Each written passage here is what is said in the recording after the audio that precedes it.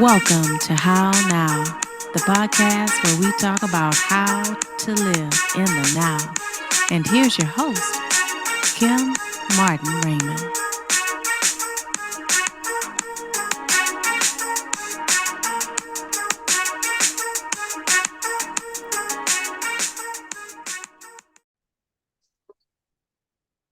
And blessings, love, and light, and welcome to this edition of the How Now podcast, where we talk about how to live in the now. I am your host, Kim Martin Raymond. I am a minister, spiritual life coach, author, holistic nutritionist, and founder of Redefining You LLC, where I help my clients to realign themselves, mind, body, and spirit. And welcome to the show. So glad that you are here. And if this is your first time on the How Now podcast, welcome.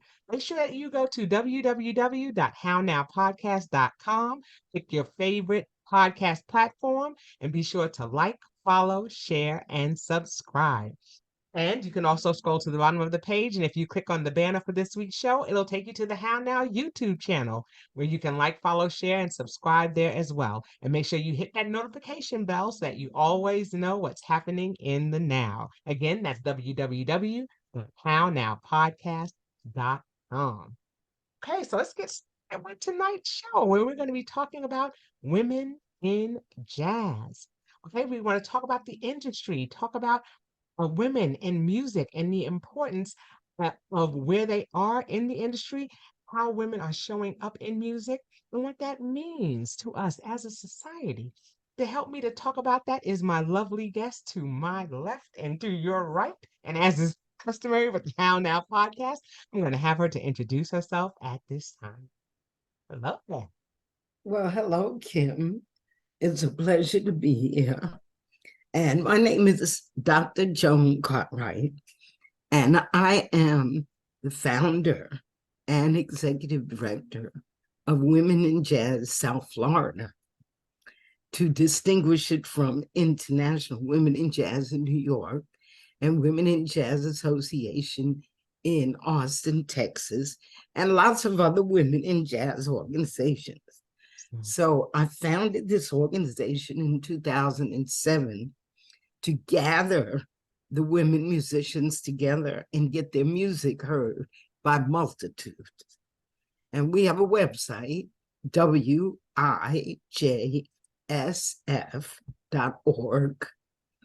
We publish 2 magazines, Musicwoman.com and musicmanmagazine.com. And they are annual publications, not monthly. So that's the introduction. Well, thank you so much for being here with us, Dr. Joan, and for, all that you do. Now you said that, you talked about the foundation and being the founder of, the Women in Jazz Foundation of Florida. Okay, so tell me a little bit about your background. Are you as an artist? Okay, so I began singing at 4, and I cut it off at 67. So for 63 years, on and off, I was on and off of a lot of stages. I've been in 20 countries. I don't know how many states, but I lived in Switzerland for 2 years. I toured Europe for 8. I've been to South Africa, Ghana, the Gambia, and then South America, Mexico. Trying to remember where else I've been, but I've been a lot of places. Yeah. And I'm a composer of music, Okay. lyrics and instrumental music. And my most famous recorded piece is called Sweet Return, recorded by Freddie Hubbard and the Cool Jazz All-Stars of 1983 on Atlantic Records. Other than that, I claim to be the first woman in the world with a jazz and blues song book. So I'm an author also. I've written 14 books, And one of them is my memoir called In Pursuit of a Melody. I wrote a history book about jazz and blues. And I wrote a book called Amazing Musicwomen that has 40 women musicians. Many of them are singers. What a lot of people don't know is that a lot of singers are not really musicians. They can interpret a song, but many of them don't know the theory of music. They don't write music, but they interpret other people's songs. So I gather the women that write music, compose music, and I have a podcast on Blog Talk Radio that I've hosted since 2008. And I interviewed well over 400 women, but there are about 155 interviews there now at blogtalkradio.com/Musicwoman. So I've trademarked Musicwoman, and we did a lot of events before COVID. So I'll just leave it there. Carry on. I mean, that is an impressive background that you have, like you said, in music, because most people, like you said, they are either, performers, they sing, or they play an instrument. But it's like you said, it takes a special person, like you said, to be able to compose and to interpret and to write music. And there's so much more that goes into it, and especially when I think of jazz music, because it's so expressive. It's not necessarily like R&B or necessarily like rap music or anything like that. It's a special flavor that jazz music has. And so, it's wonderful to be able to do that. And then when I think about that, to be able to blend not just the lyrics, but the music, the sound, and bring that all together. That takes a special person to be able to do that. So it's quite an impressive career that you have. 63 years. You started when you were 4 years old. That's impressive. And that's a lot to be able to do. And in saying that, you know, like you said, you don't hear about many women that do that, because does does is jazz, in your opinion, considered more of a male dominated industry? The truth is that, okay, the question is, where were you the first time you heard music? Where were you? I was at home. No, you weren't at home. Oh, You could have been at home, but you weren't like sitting on the couch. Where were you the first time you heard music? hmm. I have a better answer, and I don't know if it's right or not, but probably in my mom's womb. That's right. That's right. Because that's the first place you were when you had ears. That's right. So the blood rushing through her veins was the strings, and the heartbeat was the drum. And she was probably humming or singing. So every human being, the first musical instrument that they encountered was their mother. Okay. So the next question is, why do women only earn 20% of the $40 billion music industry? And there are two reasons for that.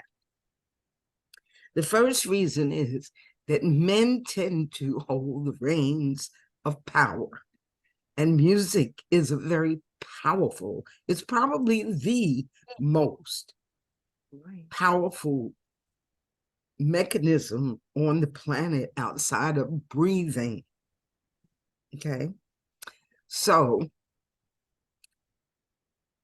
men hold the reins of power, and they discovered that music is very powerful. So the second reason is that women don't have great business skills. Okay. And it is called the music business. So if you don't have good branding, marketing, teamwork, networking, negotiation, and accounting skills, you're going to be left out of earning in the music industry. Okay. So who earns in the music industry? Well, let's not talk about right now. Let's talk about when I was coming up. So performers, producers, music producers, publishers, then musicians that get their music picked up for films, television, commercials. So this was a closed circuit. It was a good old boy network, okay? Now, generally, when we think good old boy, we think white men. But jazz is a good old black boy network. There were not too many musicians that embraced women. So Sarah Vaughan played piano for Billy Eckstine. Mary Lou Williams arranged music for Duke Ellington. Melba Liston and Dexter Gordon were a team. They wrote and performed music together. Then there was Billie Holiday and the drummer, Philly Joe Jones. And I sang with him in Philadelphia. So I am a living witness to the jazz scene since the late 60s. Okay. And I met almost every jazz musician that was living. So I didn't meet Coltrane and I didn't meet Billie Holiday, but I did meet Ella, Sarah, Carmen, Nancy Wilson, Gloria Lynn, just the singers, to name the singers. But I've met Quincy Jones, Ray Charles, George Benson, just, you know, a long list of musicians. And you meet most of them in Europe. You don't get access to them here the way that you do there. Okay. So in the 8 years that I toured Europe, I got to meet an extensive list of musicians. But that was even after Freddie Hubbard recorded my tune. Gotcha. Now it's interesting now because, like you said overseas and then here in the U.S. Was there a difference in acceptance between traveling abroad as opposed to here in the States? Yes, there's a huge difference. First of all, Europeans have a special love for blues and jazz. Okay. And the ones who really understand it make a lot of money off of it. A lot. I'm talking millions and probably billions. But the musicians themselves are not making that money. You know, they look like they're really racking up, but the tour itself costs hundreds of thousands of dollars. Right. And the record companies deduct that money from what they earn. So I was never with a record label. I was a B-list jazz singer. And I preferred that because nobody told me where I had to go, what I had to sing. I chose my own repertoire. I wrote my own songs.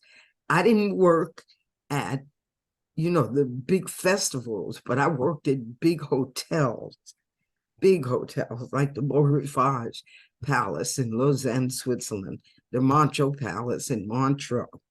And then I toured Italy for 4 years with my pianist, Giovanni Mazzarino.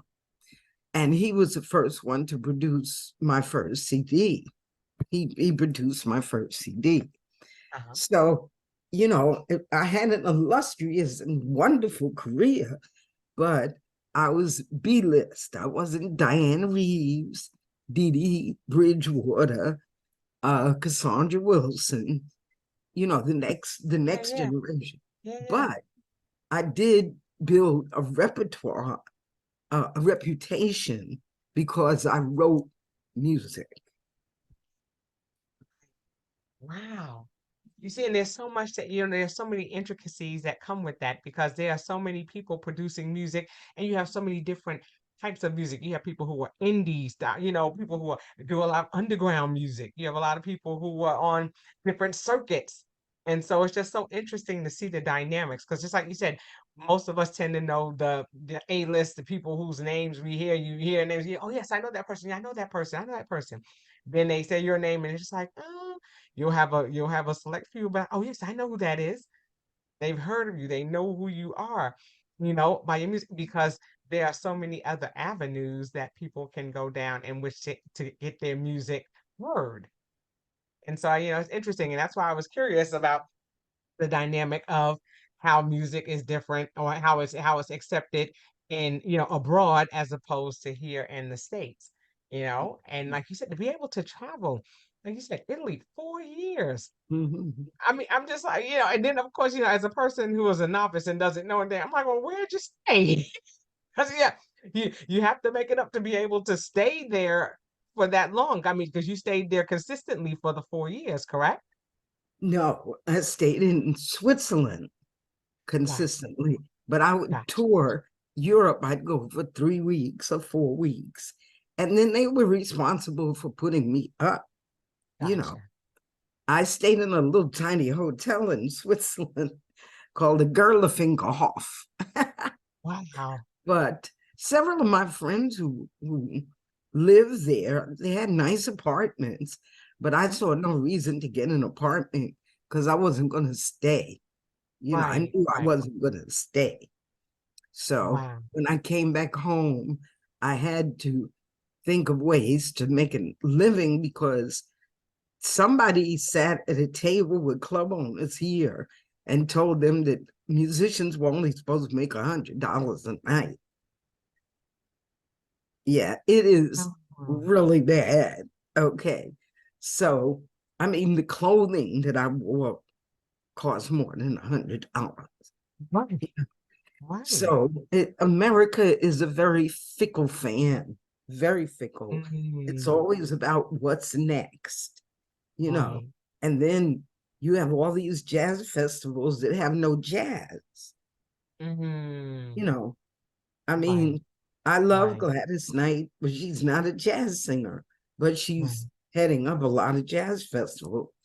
right, Shaka Khan became the queen of jazz, and Shaka never sang jazz in her life until Echoes of an Era with Herbie Hancock, but right, that was Quincy Jones doing, you right. know. So the producers are really the ones that define the music, Wow. even though the truth about the blues is that it is the tears of Black women. It is the tears of a Black woman whose husband is not coming home because he's laying face down in a river shot in the back, or he's hanging from a tree, or he's headed for points north for freedom and he's never coming back. That is the blues. The Right, blues is not B.B. King, Chuck Berry. right, It is Ma Rainey, Bessie Smith. It is Black women's complaint about their status in this country. Okay. So then the blues took a trip to England with the Beatles and the Rolling Stones. And then all of a sudden it morphed right. into rock and roll. Well, I Wow. say that jazz, the child of the blues, is the new cotton product Mm, because everybody makes money off of jazz, except right, jazz originators. right, Okay. And that was a problem because so many of them were using drugs, heroin. And Quincy Jones told me in an interview for my master's paper that they used drugs because they couldn't come in the front door of the clubs where they were singing, performing. Miles Davis went outside at the Village Vanguard and got beat up by policemen. You know, so it's been a rough road. And jazz musicians who were originators of the music rarely benefited economically from the music. So think of Billie Holiday. She was the first Black woman to perform at Carnegie Hall. And the FBI wore her down, pulled her off the stage, and took her to jail and handcuffed her to a bed in an insane asylum because she had a drug problem. Well, she got the drug problem from her agent. The agent didn't go to jail. She went to jail. You know, so we live in a very unfair, inequitable society. And even today, women of color, Black women are on the lowest rung, but all of the creativity comes out of them. Right. You know, so, you know, and now they're an integral part of our economy as well. Well, they're an but there's still not, it wasn't until the hip hop musicians came out that musicians were really earning money, and they were still appropriating music from the originators. You know, they didn't come up with anything new. It's sampling and a beatbox. I was going to say that, right. You know, and the thing about it is the messages that are in men's music is different than the messages in women's music. Men's music tends to be aggressive, competitive, and degrading of women. You know, whereas women's music is nurturing and it creates community, you see. So the power, we've been seeing some of that morphing, unfortunately, you know, when we look at some of our artists of today. Yeah, it's so different, you know. Well, when you look at the fact that at the Essence Music Festival, they had an entire twerking scene. You know, I mean, this doesn't represent me. I don't think it represents you. So what are we saying here? You have 14, 15 women up on the stage twerking at the Essence Music Festival. So we don't respect ourselves, and other people don't respect that either. You know, but I'm considered an old lady and I have old-fashioned ways, you know, but I never had to take my clothes off to earn a living in music. Right. You know, and then just like you said, and to not be acknowledged for establishing the roots of the music, just like you said, a gift. It is a gift that we've been given from before we were even born.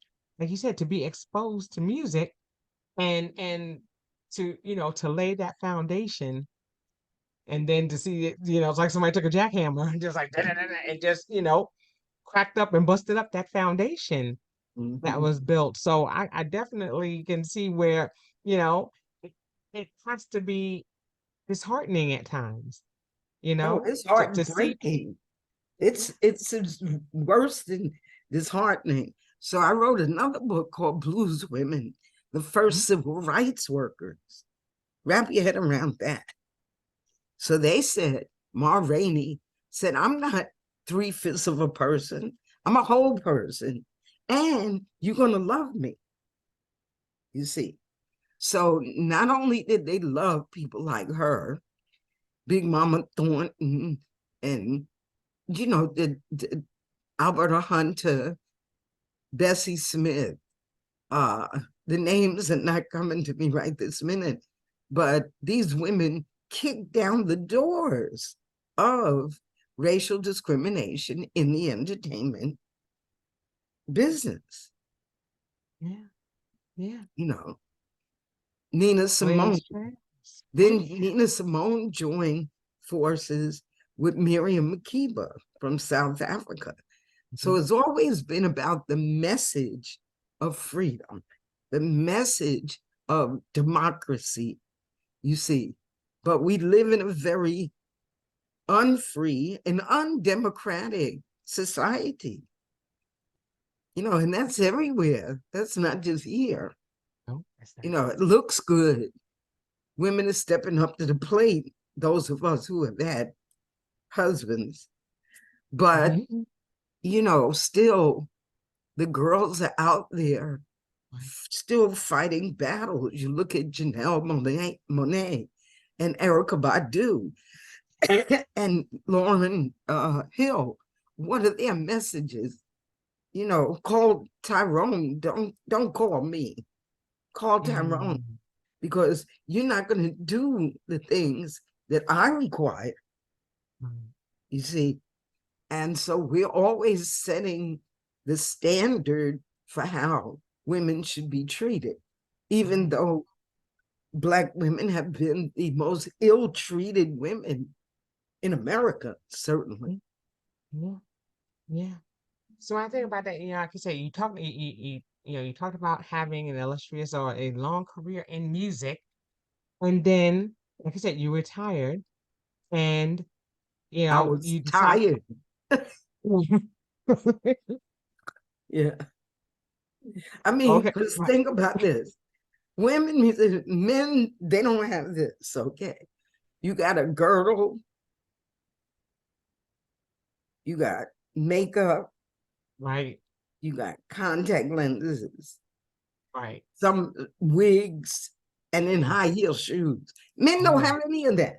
None of that. And a woman has to get up there, smile, your feet are killing you, the girdle's cutting you, the eye makeup is bleeding into your eyes, mixing with the contact lens. Right. You are in pain, okay? Right. So you start out with a Tylenol, and then you wonder, why do women drink? Right. Wow. So you said that's right. You retired, but you're tired. Right. Okay. So Makes sense. now you suffer from several isms. Okay. The first one, of course, is racism. Yes, right. Then the second one is womanism. Then the third one is ageism. So you're getting punched from every direction. Every angle, the trifecta. It's fascinating to me. Like you said, you suffer through that, and then, like you said, you get to the point of being tired, and you're just like, okay, I've done this, and you want to, you figure out, okay, what is my legacy? Just like you said, women, we have a story. There's always been a message. There's always been something that has been expressed through our music, right? And so, tell me when it was that you decided to start this foundation. Was it shortly after you retired, or were you seeing some things and you just finally said, hey, you know what? I think there's No, more that needs to be I said. started this organization. Well, I started the Jazz Women Directory, which has 100 women, in 1997. Okay. Okay. By 2007, I had been giving these lectures to third graders and up on women musicians. Ella Fitzgerald, Billie Holiday, Toshiko Akiyoshi. I have a book, but there were 10 women in this presentation. And I would take it to, like I said, the third graders, fourth graders, fifth graders, then libraries and colleges and universities. So I founded Women in Jazz South Florida Incorporated to be able to get paid as a nonprofit Gotcha. because I was delivering a service, an educational service. Absolutely. Absolutely. Because you think about, how many of them do you see in textbooks, like you said, in schools and things? Some of them, the only way that I knew some of them was by seeing them on the African American calendars that used to come out, or the calendars that used to come out for Black History Month. And they used to have those calendars that would have different people, and that would be the only way that we were able to see some of them, or to even be exposed to some of the entertainers. That's And right. so I think there were many who, like you said, fell through the cracks and never had their story told, because where was the platform for it to be told? Right. So Right. it's wonderful, like you said, that you're writing publications, and that you've written publications, and that you were educating people, because that's something that is not common. There's no one to tell a story, and that's something that to me is so important. You know, that we're able to tell a story, that we're able to leave a legacy. Mhm. And a lot of our stories are, our storytellers are no longer around. And so some of those stories that are being told have to be told through the music, Right. just like they were of old, you know? And so Right. there's so much in that. And so to me, there's an importance in preserving that, because people need to know, just like you said, Yes. it was the tears of African American women, That's right. the blues, the jazz, all of that. And just like you said, there has to be a way in which to keep that preserved and to bring to light, you know and then You know, also yeah. today, I'm part of a global women in jazz hang, and it is run by a woman from South Africa. Well, there's a difference in African music and jazz, Hmm. okay? Because the improvisation that took place, because even today, the very few people are creating new riffs. The riffs were created by people like Satchmo and Charlie Parker, John Coltrane, and but a lot of people don't know that bebop was started by a woman, Mary Lou Williams. She uh, kind of discovered the flatted fifth. So Hmm. a flatted third makes a blue note, but the flatted fifth is like a bridge that they could walk over. Okay. Yes. So, she didn't get the credit that she should have gotten for creating bebop, but all the men, they took it and they ran with it. Okay. So we have to speak for ourselves because we're not, we don't have anybody to speak for us as women in jazz. And you're always like off to the side. But see, when I started, I was with a Latin jazz band in Philadelphia. It was 8 men and me. And I just got tired of the bump, boom, boom, boom, boom, boom. I got tired of that. I wanted to swing. Okay. So I started my own band in Philadelphia, became my own leader. This is about 1979, 80. And I led my own bands up until I went to Switzerland. And the Italian musician came and got me and took me to Italy. Then he became my musical director. But up until then, I was my own leader. And you have to be your own leader because otherwise you're just the chick singer, Yeah. you know. And even in China, I was there for 5 months, and the Chinese drummer who couldn't speak English, Wow. but he managed to tell me that I can only sing one of my original songs per set. He would Wow. never tell Freddie Hubbard that. He Right. would never tell Chick Corea, Herbie Hancock, you can only do one of your own. Never in a million years would they Right. talk to a man the way that they talk to me. Wow. You see, so we Wow. live in a very separatist world, and music. I would say that there's two institutions in this country that are separatists: the church, because that's the Mhm. most racist day of the week, Sunday, and jazz. Yeah. Yeah. That's a lot. And it says a lot. You know, I'm thinking, I'm sitting here and I'm listening to you talking about, going and being able to tour and things like that, and then talking about being, having a business acumen to be able to do things like that, because you have to be able to negotiate where you're going to perform and things like that. Right. And what kind of experience was that for you? Because just like you said, it's male dominated, because they're thinking that you don't have business acumen. How do you go in and just say, hey, this is what I'd like to perform here? What did that look like? Well, I learned how to do that in Philadelphia, New York, and Florida. You know, so I was a musician is looking for a job every day of Hmm. their life. Hmm. Okay. So I knew how to do that. I knew how to negotiate because my mother was a businesswoman. So, she taught me a lot. But most of the singers did not make the money that I made because they didn't demand it. Gotcha. They were making 100. I wanted 150, 175. Hmm. And if they didn't pay me, I was fine. I'll stay home.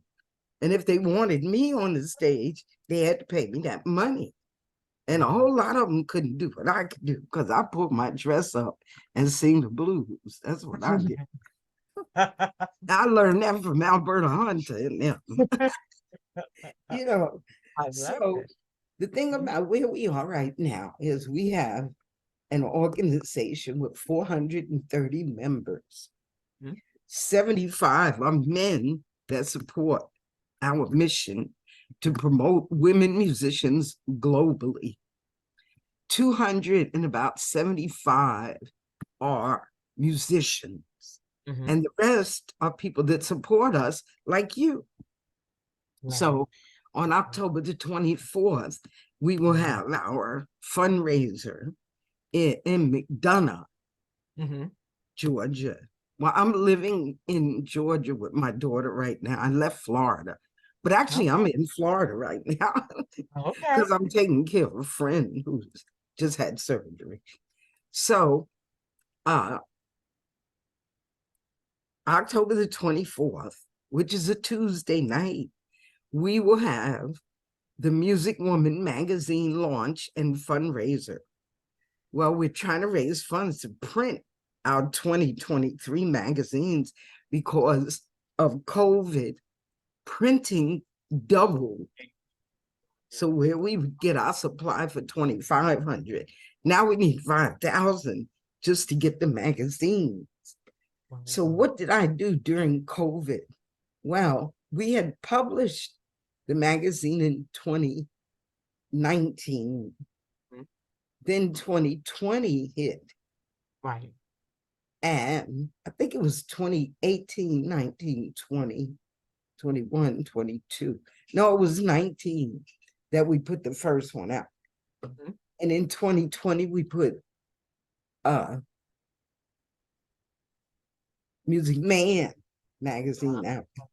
Okay. So it's out. You could go online to musicwomanmagazine.com and musicmanmagazine.com and read the online versions. But there's nothing like that physical Right. paper, you know.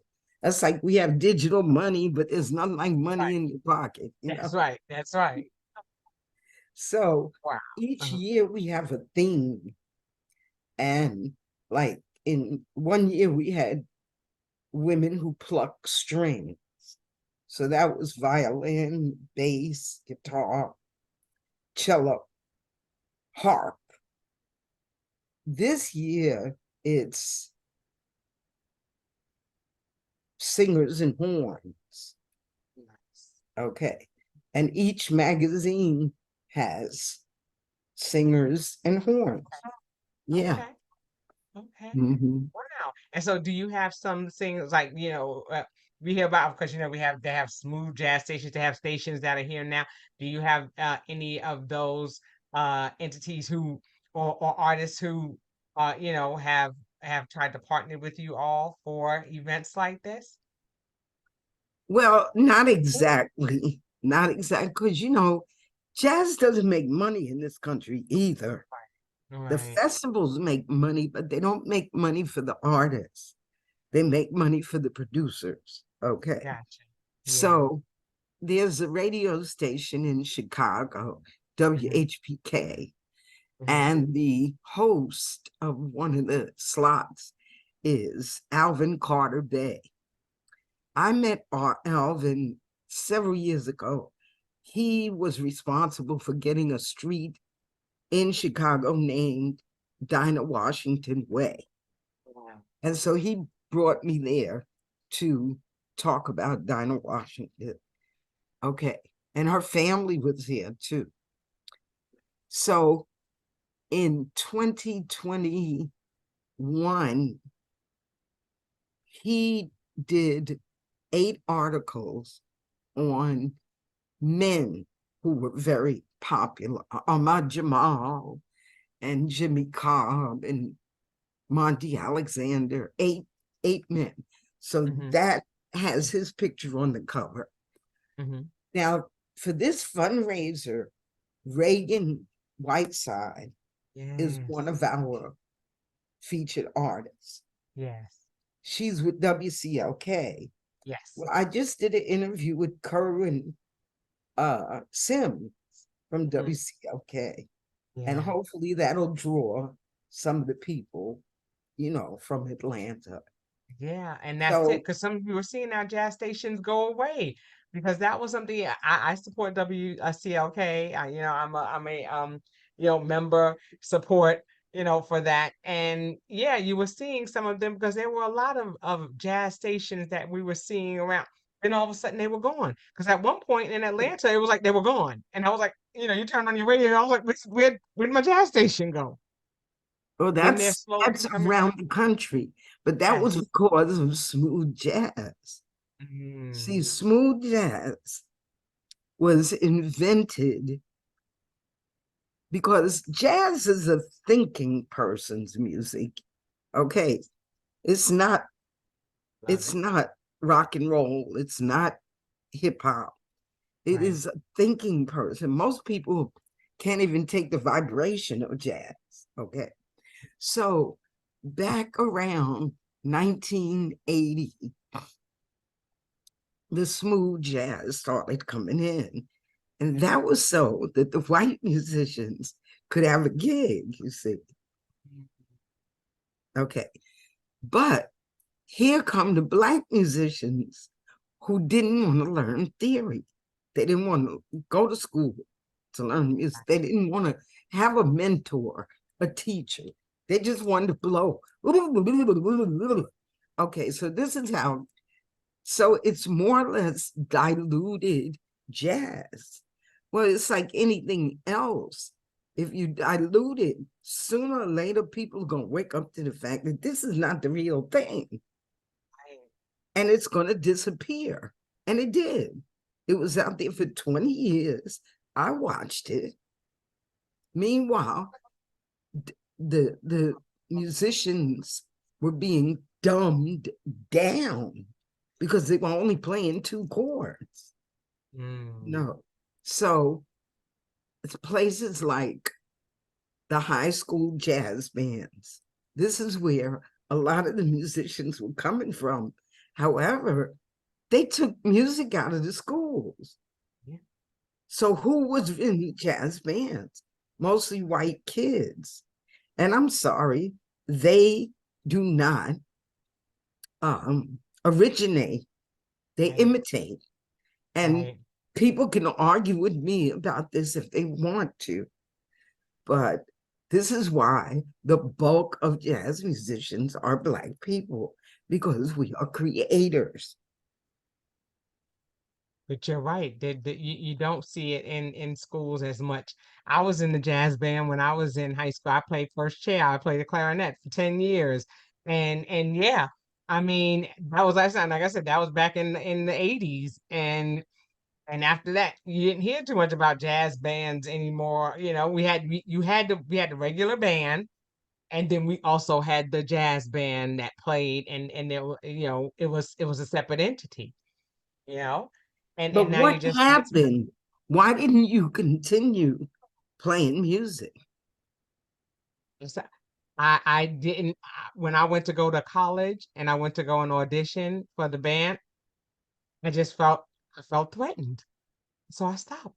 Mhm. But I played for years. I had played from the time I was in, you know, in the fifth grade. I played all the way through high school What did you feel threatened by? by the other people who were there, by the other students who were playing. I was like, I'm not good enough, and I stopped. I stopped. Yeah, I but you was given a weren't. B flat clarinet, and it got flooded in my basement at home. My basement flooded in New York, and the teacher had given me a wood grain clarinet because I was first chair my junior and senior year, and and it got ruined, and I took it as a sign. I was like, I'm not supposed to play anymore, and I stopped. Wow. And See, it's and this is unfortunate, why yeah. women's music is not heard, because this is a normal story. After high school, most women drop their instrument. They're not encouraged. Their parents think that music is not a And we're not going vocation, to get a scholarship for it. That's what we thought. right? And the teachers, even the teachers, Yeah, don't encourage the women, the girls, you know. right. So uh, it's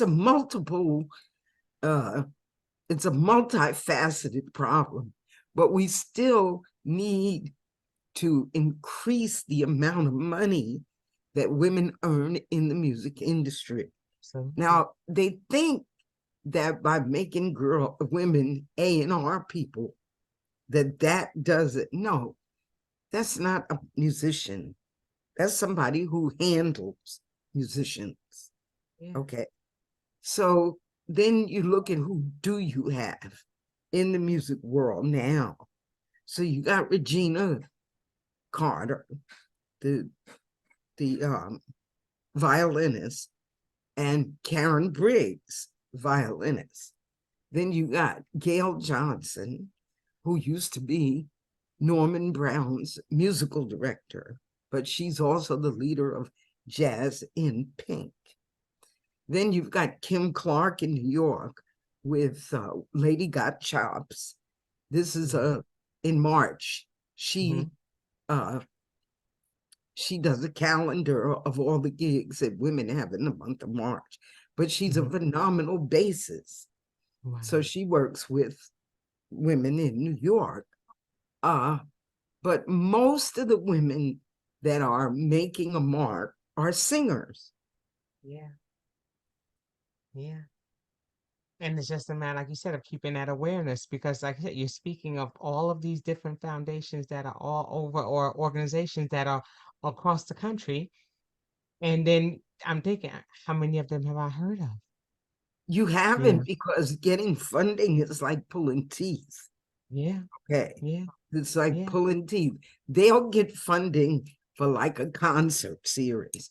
So the concert series, you have 3 or 4 concerts in the spring. Well, what about the rest of the year? You know, what about the rest of the year? And here again, the white women will get the money, not the Black women. This happens so much, that it's just blatant. It's blatant, you Right, know, and you just right. get to the point. I wrote grants for 10 years. I just wrote 3 grants this year that I just wanted to chop my head off.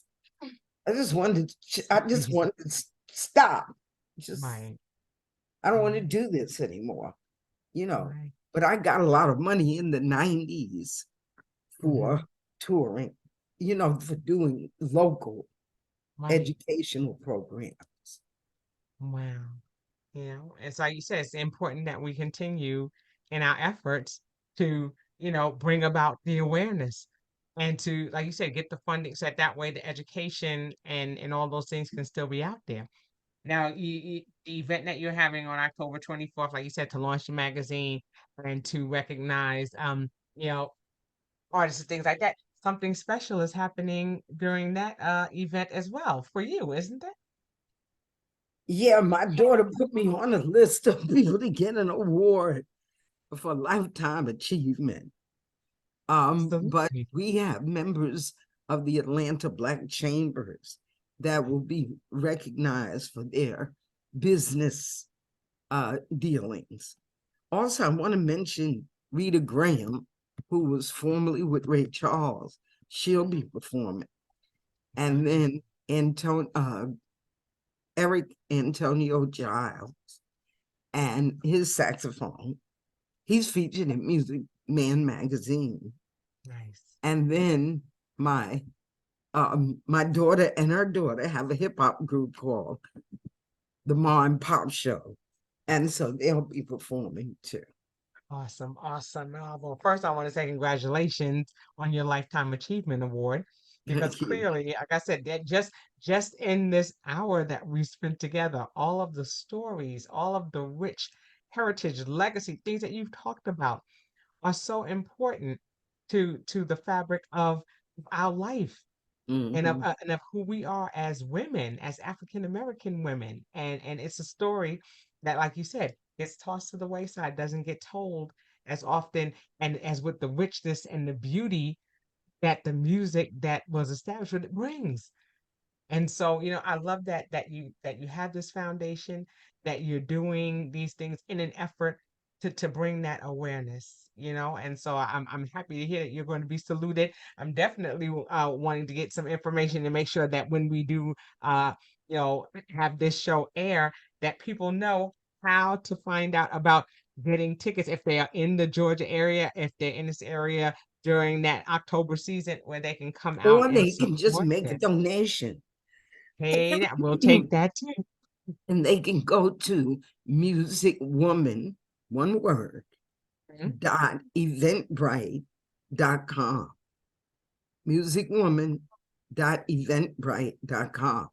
And if they go to our website, WIJSF.org, scroll down and there's a flyer, a pink flyer, and the QR code will take them to the tickets. And there's Wonderful. also a QR code to join the organization. Very good. And in that way, they can continue to give throughout the year and things. That's awesome. Awesome. Yes. Awesome. And we need angels. We need Yes. angels because we have a $60 membership, but out of the 430 people, maybe a third pay their dues, because I don't pressure them. Because so many women musicians just don't have extra money. you know, Right. People Right. don't see women musicians as a cause, but Right. women earn 78 cents to the Mm, dollar that men mm. earn. Women musicians earn 64 to 68 cents to the dollar that a male musician earns. Wow. Wow. And something needs to be done about that. Like you said, we have to keep putting it out there. We have to keep creating platforms like this where we can talk about this, Yeah. where we can, continue, like you said, to raise the awareness, you know, because we don't want to lose jazz. Like you said, we don't want it to be the watered down version. We want to go back to its roots, because it's such a beautiful type of music. It's such a beautiful, there's so much, like I said, there's so much steep in it. There's so much history in it. And it's something that, I don't want to see us lose that. I don't want to see us lose that. And we're seeing watered down versions and things being digitized and all this AI and other things like that. Are we going to lose music to the digital world, or are we going to We've keep the already lost music to the digital world. yeah, It's I don't lost. want If you go into the junior high and high school, you don't see women in these bands, and if you do, it's white women. Black girls are burdened with survival issues, yeah, and they're not thinking about music, they're thinking about a job, and they don't see that you can make a living. I mean, I was a legal secretary for 25 years. You know, it was an attorney who became a patron that sent me to Europe to perform, you wow, know. So wow, you have to know what your dream is, and then you have mm, to know how to get your dream too. yeah. And those are encouraging words for our lovely brown girls who are out there who need to hear that. Who need to hear that, That's you right. know? Well, it's like I said, But I they need to hopefully, understand that they are the location of originality. yeah. You understand? Everybody is copying off of them, even the boys, even the boys. Okay. So we need Yeah. to step up with the sisters in music. Yes. Okay. And well said. Okay. You heard it right here from Dr. Joan Cartwright. You know, so with that, I'd like to say thank you so much for coming and Well, thank you sharing. for having me. I Oh my goodness. appreciate this. Yes, yes. Because like I said, just such a rich conversation and an opportunity for us to come out and to support you this coming, in the next coming weeks. So we want to definitely make sure that people reach out, that people support, that people make contributions. That's definitely something that's going to assist in this effort. Okay. It's like I Okay, and said, yeah. Yeah. you have a ball for your anniversary too. Thank you so much. Thank you so much. Like I said, it's just we're going to make sure that people know about the website again, www.wijsf.org. And if you're interested in the event that's coming up October 24th, time will that event be? It's 7 to 10. 7 o'clock, 7 p.m. to 10 p.m. And And you can go to it's uh, catered. So oh, there's a very nice. meal. The ticket All right, so you're gonna is a come eat. meal ticket plus a show. So you get dinner Right, and a show. So, but right, you right. want to And get then you the get to see $20 her. tickets now because Yeah. that's going to go away October the 1st. Gotcha. Gotcha. So make sure that you jump on that ticket too, and that's at And, dot- musicwoman.eventbrite.com. and don't Right? put the www. Just Just put dot, musicwoman.eventbrite.com. com. Yeah. We're Yes. gonna have it in the description so people will know how to get in contact. We'll have it right. So that way they can come out.